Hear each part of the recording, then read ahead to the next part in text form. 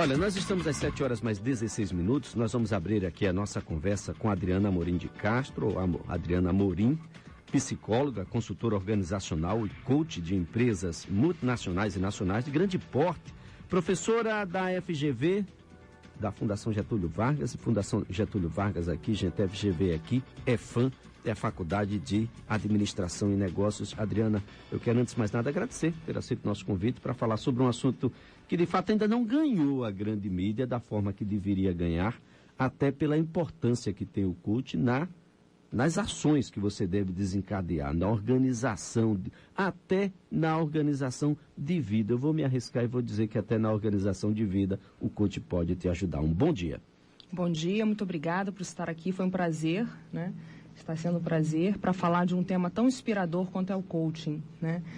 Antes da gente continuar, eu acho que vale a pena falar de duas pessoas que participam de um processo, né? O coach, que é a pessoa que é contratada para executar um trabalho em parceria, com o coachee, que é a pessoa que contrata os serviços de coaching, né?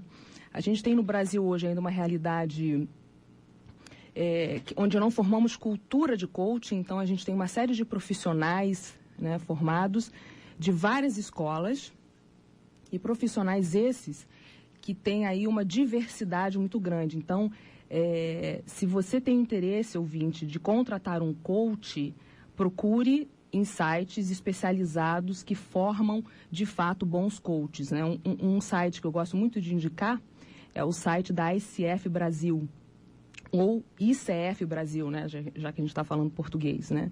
O que é o coaching? Falando de uma forma bem didática, o coaching é um processo, né, de construir, né? É um processo de parceria entre coach e coachee, onde a gente constrói uma ponte entre o estado atual e o estado desejado do coachee, né? Então, se a gente pudesse explicar de uma maneira didática para vocês entenderem, é como se o coachee estabelecesse sonhos, estabelecesse metas que ele quer alcançar, e o coach, em parceria com ele, construísse essa ponte para esse alcance de objetivos. Então, nós dizemos que coaching não é um processo de treinamento, não é um processo de sugestão, não é um processo de mentoria. O coach, ele não deve ensinar o seu coachee. O processo de aprendizagem, ele é feito absolutamente pelo coachee, ou seja, pela pessoa que contrata os serviços de coaching, né? Qual é o papel do coach? Talvez, não sei se o Elias iria me fazer essa pergunta. Ah, com certeza, com certeza. Qual é o papel do coach quando a gente fala isso, né? Puxa, mas então é o coach que aprende? Então por que eu vou contratar um coach? Porque o coach tem toda uma formação, uma habilidade para despertar as suas maiores e melhores habilidades e os seus talentos, né? Quem de nós não tem hoje um sonho? Quem de nós não tem uma meta a ser realizada? Praticamente todos nós, né? E o coach pode criar, né, uma relação de parceria para ajudar você, através do que a gente chama de perguntas poderosas, a chegar às suas soluções, aos seus caminhos, né? O que são perguntas poderosas? São perguntas dentro de uma metodologia, perguntas que você sozinho muitas vezes não se faz, e que um coach que trabalha muitas vezes como seu espelho, né, é alguém que consegue entender rapidamente a sua essência e fazer perguntas para que você ache os seus recursos, né? Então é um processo lindo que só tem a ganhar, tanto coach quanto coachee, porque é um processo de aprendizado que eu entendo como mútuo, né? O coach também ganha muito, né? Isso pode servir tanto para uma pessoa física quanto para uma pessoa jurídica, ou seja, a pessoa jurídica ela também tem sonhos, tem metas, tem um caminho que trilhar. Com certeza. É claro que quando a gente fala de um cenário corporativo, é um pouco diferente de um cenário individual, né? Hoje você encontra coaches que trabalham em vários nichos. Só para vocês entenderem, a gente tem coach de relacionamento, a gente tem coach de executive coaching, que é coach de empresa. Você pode contratar um coach para qualquer meta que você tenha para realizar, né? Quando eu estou falando de um cenário executivo, imagina, né, gente? A gente nos últimos anos aí, eu acho que de 90 para cá, a gente tem um outro cenário de negócios, né? Então, hoje a gente está num mundo globalizado, num mundo competitivo, num mundo que requer inovação, num mundo que a gente precisa, que o foco hoje é serviço, muito mais do que como era na era industrial, né? Então, hoje o foco é serviço, não industrial. Então, isso faz com que as relações humanas, elas precisem se configurar numa outra dimensão, que as pessoas tenham uma capacidade enorme de adaptação, flexibilidade para as mudanças que esse mercado corporativo, o mercado mundial exigem, né? Hoje a concorrência ela é global, antigamente era local, hoje você concorre com pessoas que você nem sabe quem são, que podem estar em qualquer lugar do mundo, basta que você abra a internet para ver. Então, imagina o que é um executivo hoje dentro de uma empresa tendo que lidar com um cenário desse. Não é fácil, né? E como eu trabalho com muitos grandes executivos, do que eles se beneficiam com o programa de coaching? Em primeiro momento, eles se beneficiam com autoconhecimento. Então, só para vocês entenderem rapidamente como funciona um projeto, por exemplo, de executive coaching, geralmente, no primeiro momento, você lida com o autoconhecimento desse executivo. Então, você usa ferramentas como instrumentos de diagnóstico pessoal e profissional, você usa uma avaliação 360. O que é uma avaliação 360? Esse executivo recebe um relatório onde ele é avaliado em várias competências, né, por pares, subordinados, cliente, gestor. Então, primeiro você propicia o autoconhecimento para esse executivo. Na medida em que ele se conhece, ele começa a estabelecer o que de fato ele quer mudar e o que de fato ele precisa mudar, né? E aí a gente passa por uma segunda fase desse coaching, que a gente chama aí, dentro do mundo corporativo, de plano de ação. Então, a gente faz todo um plano de ação com metas, com indicadores de resultados, com ações, tudo muito bem estruturado para que ele faça essa mudança. Vocês lembram que no início dessa entrevista eu falei que coaching é um processo de construir uma ponte entre o estado atual e o estado desejado? Pois é, no mundo corporativo é a mesma premissa que eu vou usar. Só que eu vou usar essa premissa dentro de uma necessidade corporativa. Então, o estado desejado, ele é o estado desejado não só pelo coach, pelo executivo, que precisa e quer desenvolver e trabalhar e mudar alguns pontos, né? Como também a organização traz insumos para o processo, dizendo, olha, precisamos que esse executivo mude isso, aquilo ou aquilo outro. Precisamos que esse executivo tenha uma tomada de decisão melhor. Precisamos que esse executivo lidere melhor essa equipe de alta performance. E a gente vai fazer todo um trabalho para que ele rapidamente faça essa mudança, né? Que ele, a partir dos próprios recursos e com autoconhecimento diferenciado, que ele consiga fazer essa mudança. Olha, nós estamos aqui conversando com a Adriana Amorim, psicóloga e consultora organizacional da FGV. Eu lembro mais uma vez que a FGV aqui em Alagoas é FAM, é a Faculdade de Administração e Negócios. Nosso assunto é coach. Você pode participar pelo telefone 3315-9923. Tem limite para esse sonho? Ou a gente pode sonhar muito bem o que quiser? Ou a gente sonha o que quiser e depois a gente traz esse sonho para uma realidade, para algo mais palpável? Elias, excelente pergunta, excelente pergunta. Podemos sonhar o que quisermos. Quando a gente fala de coaching, existem várias escolas, tá, gente? Eu não vou falar de todas as escolas, mas eu vou falar das que eu acredito, né? A gente, quando faz um programa de coaching, ele tende a durar de 12 a 16 sessões, né? Essas sessões costumam ser quinzenais. Quando eu digo costumam, é que podem ser semanais também. Existem modelos de coaching que trabalham com sessões semanais, né? Mas, geralmente, o mercado trabalha com sessões quinzenais. Então, isso dura aí em torno de 6 meses, né? É claro que existem mudanças que você vai conseguir implementar em 6 meses. Existem mudanças que não. Mas, quando eu estou falando de sonho, o primeiro passo é sonhar grande. O que eu desejo atingir?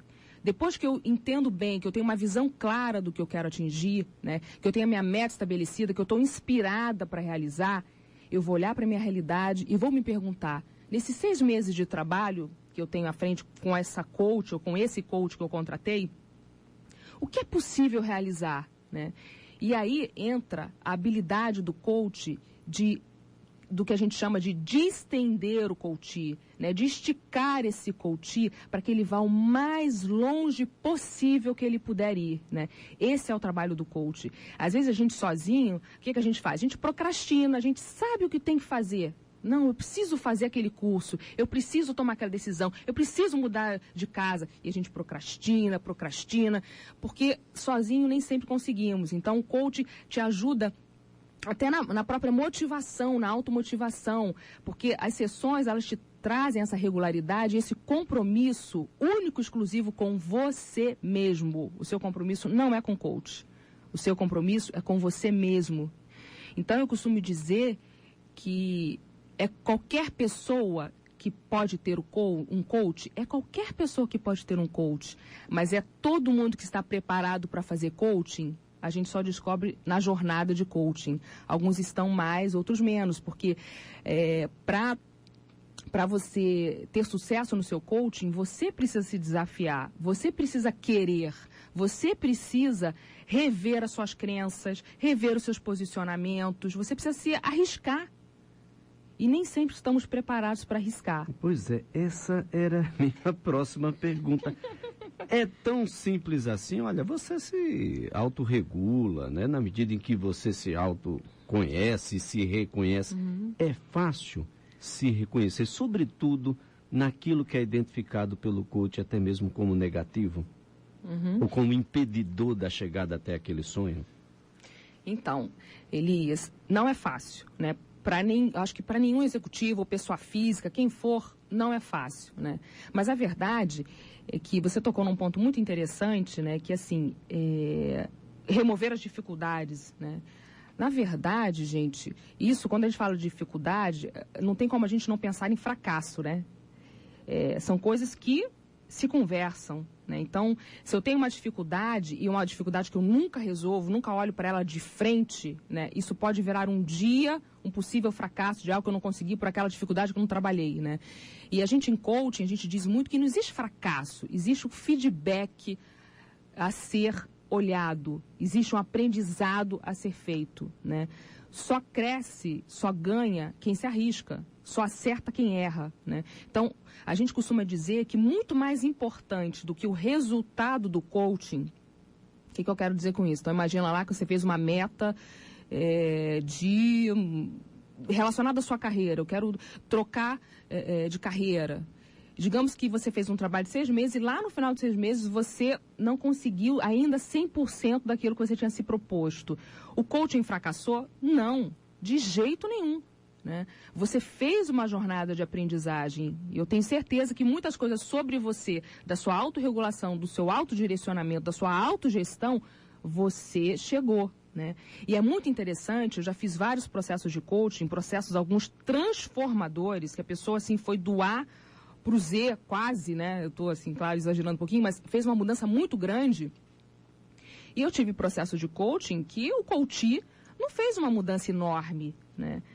Talvez não tivesse preparado ainda naquele momento para fazer aquela grande mudança. E é muito engraçado que às vezes passa assim 6 meses depois, esse coach me liga dizendo: Adriana, olha, aconteceu isso, aconteceu aquilo que eu tinha me proposto, agora eu consegui.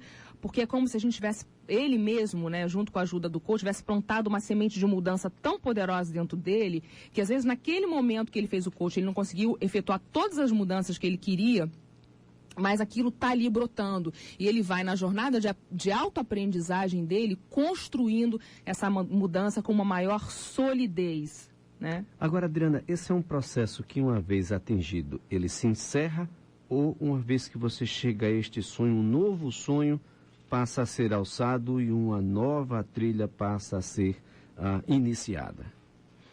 Eu vou me arriscar a responder isso com uma pergunta para os ouvintes. A gente para de aprender? Eu imagino que vocês devem ter respondido aí do outro lado, não. A gente não para de aprender.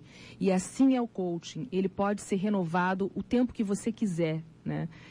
Quantas vezes você quiser. Eu, como coach, também já tive um coach, né? Como eu posso acreditar nesse processo se não passei por ele, né? E eu sei os benefícios que ele traz e o quanto os aprendizados que eu particularmente fiz no meu coaching, o quanto eu ainda os uso, né?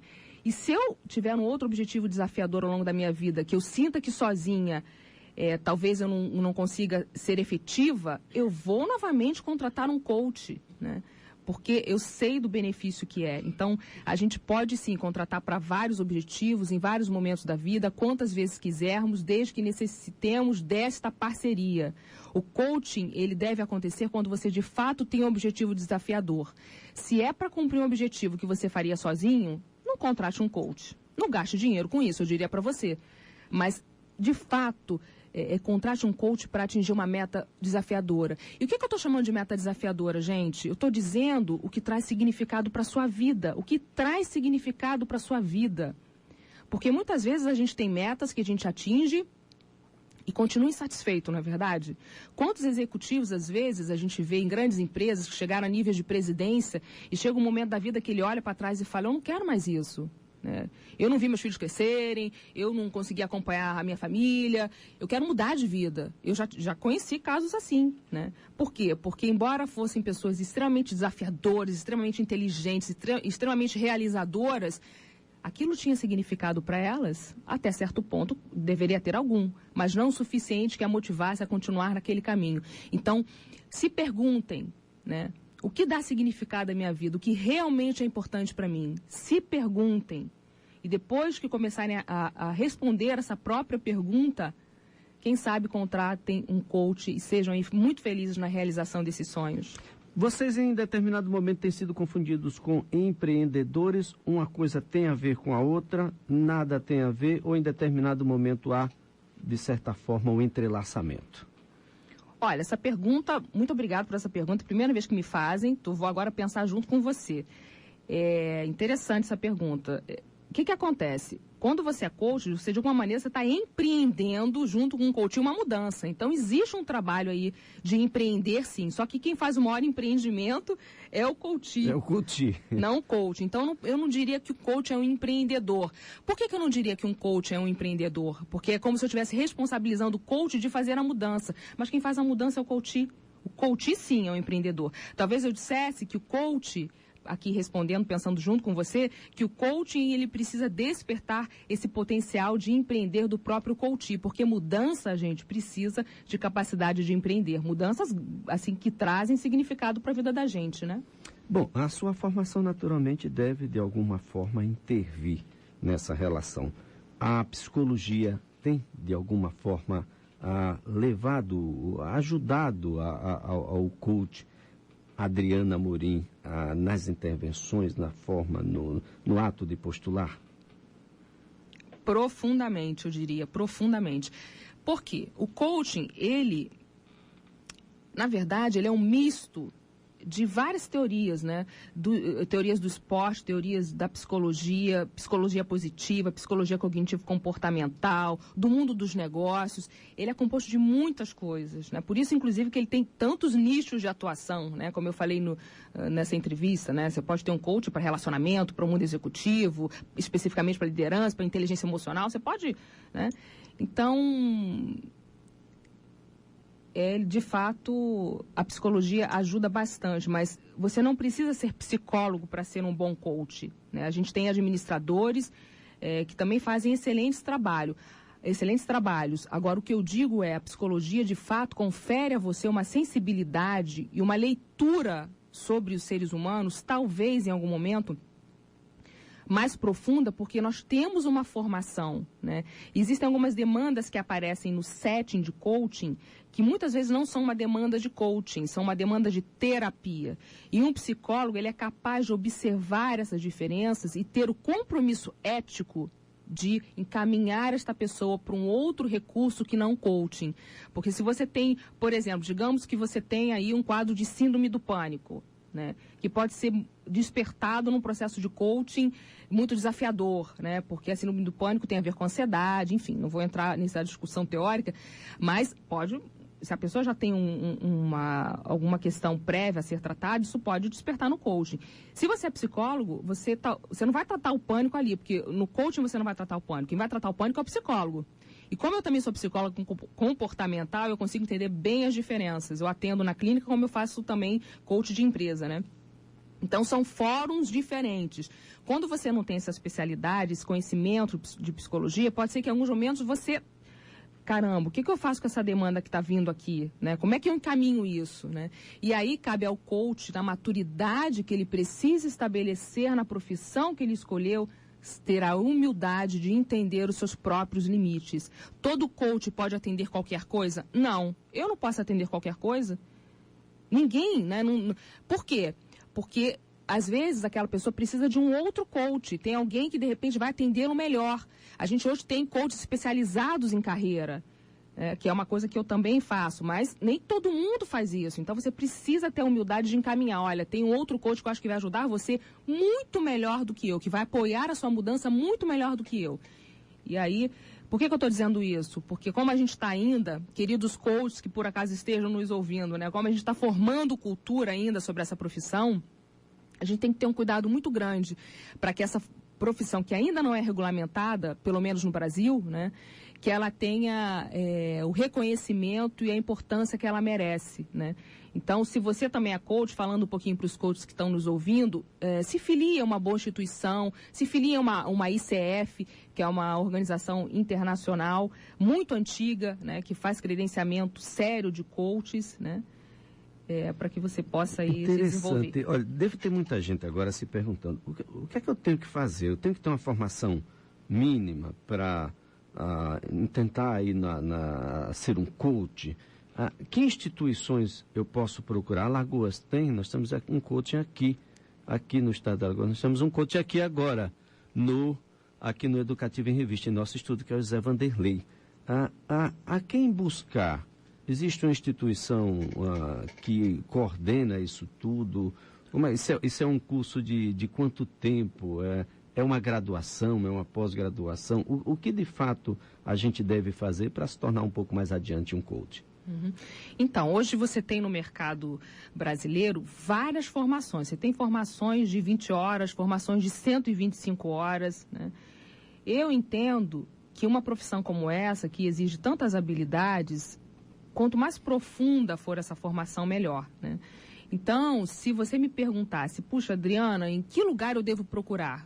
Vou repetir, eu diria, entre no site da icfbrasil.org.br, que lá você tem um link onde você vai encontrar todos os cursos que são certificados pela ICF, né?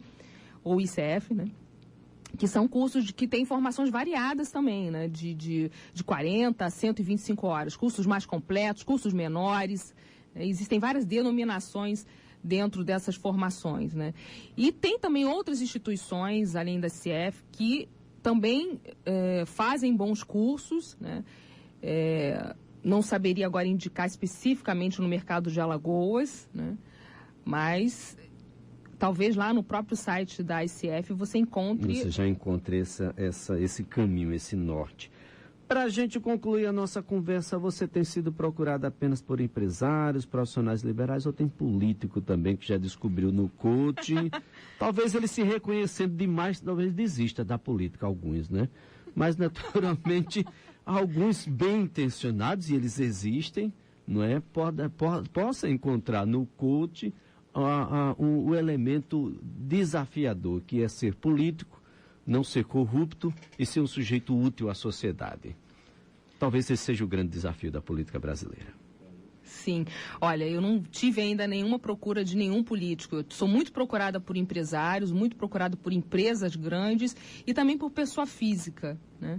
Mas não por políticos. Ficaria feliz também, né? Porque eu acho que a gente não... Acho que todo mundo pode se beneficiar. Então, pode ser interessante o trabalho. Muito bem. Adriana, eu quero aqui agradecer a sua participação, a boa conversa que aqui tivemos. Tenho certeza que despertamos em muita gente o interesse em se aprofundar, não só sobre a profissão, mas sobre os benefícios dessa relação entre coach e coachee, de modo a modificar. De fato, muitas vezes a gente está ali meio que engessado e não sabe muito bem por que algo que a gente já poderia ter realizado e todas as condições estão ali para que a gente realize, a gente não consegue sair, não consegue dar um start, não consegue dar o pontapé inicial, não consegue muitas vezes concluir. Tem muita gente que tem esse problema, né? Começa absolutamente tudo e não conclui absolutamente nada. E talvez eles estejam agora pensando já onde procurar, onde buscar aqui em Alagoas, algum profissional que possa ajudá-lo a exatamente,